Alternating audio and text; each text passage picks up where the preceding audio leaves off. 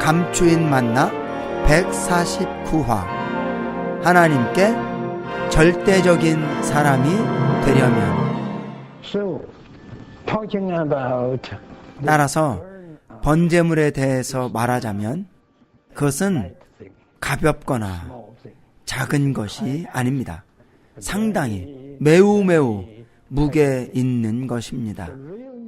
번제물이라는 말의 참된 의미는 히브리어에 따르면, 들어보십시오, 드린다라는 의미가 전혀 없습니다. 히브리어로는 오직 무엇인가가 하나님께로 올라간다라는 뜻만 있습니다. 이 땅에서 무엇이 하나님께로 올라갈 수 있습니까? 아무것도 없습니다.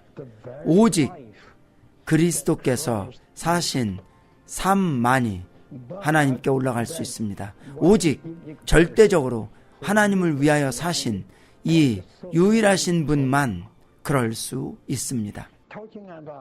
거룩함에 대해 말해봅시다. 순수함에 대해서 말해봅시다. 저의 거룩함은 그다지 순수하지 않습니다. 자백하는 눈물조차도 순수하지 못하고 더럽습니다.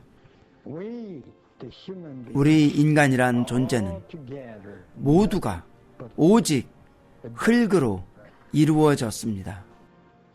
여러분, 어떤 것이든지 여러분의 손으로 접촉하는 것은 다 더럽다는 것을 알고 계십니까? 그렇지 않습니까?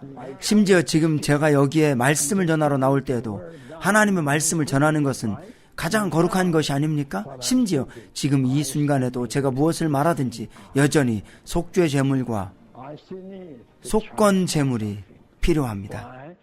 왜 그렇습니까? 어떤 것이든지 심지어 하나님께 속한 것조차도 저를 거쳐서 나아갈 때 더러운 것이 묻어나갑니다.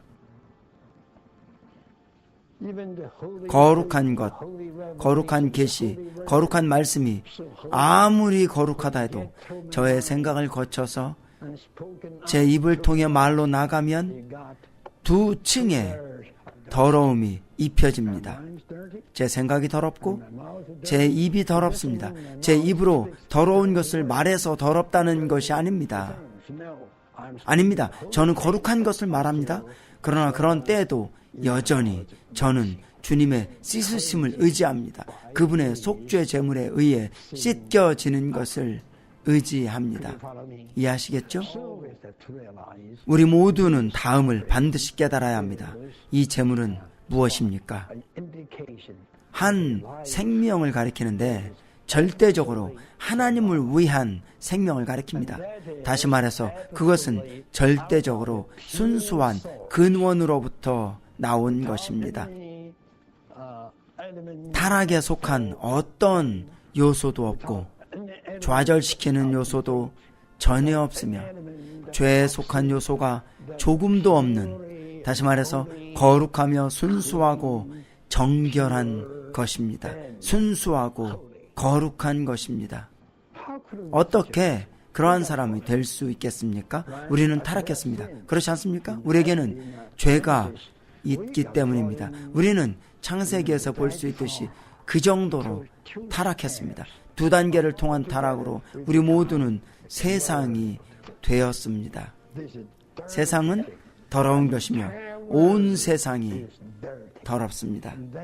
그것이 우리입니다. 그것이 우리입니다. 우리 존재의 모든 부분이, 우리의 실질, 우리의 본질, 우리의 조직, 우리의 요소 등, 잘 들으십시오. 우리에게 속한 모든 것이 다 더럽습니다.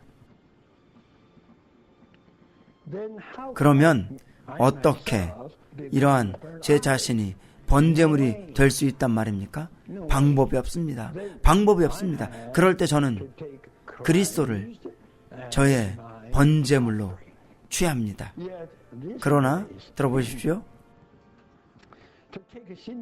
속죄 제물을 취함에 있어서 여러분은 속죄 제물이 거친 것을 체험하거나 따를 필요가 없습니다. 그렇지 않습니까?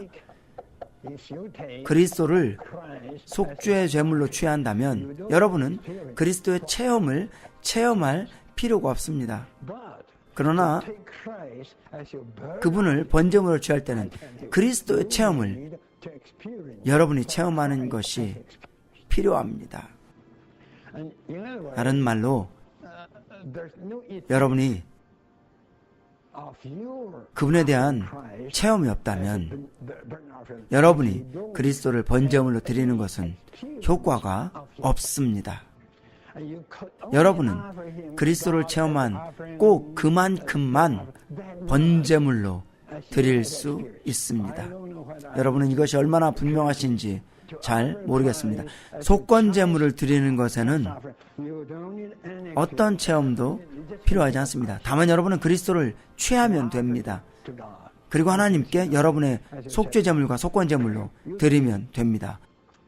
어떤 체험이 필요 없습니다. 여러분이 그분을 체험하는 것에 대해서 어떤 요구도 없습니다. 그러나 그것은 번제물과는 완전히 다릅니다. 여러분은 그리스도께서 체험하신 그 체험 안에서 여러분이 체험한 그만큼만 그리스도를 여러분의 번제물로 취할 수 있습니다. 그리스도의 체험 안에서 그분께 속한 체험이 전혀 없다면 여러분은 절대로 하나님께 번제물을 드릴 수 없습니다.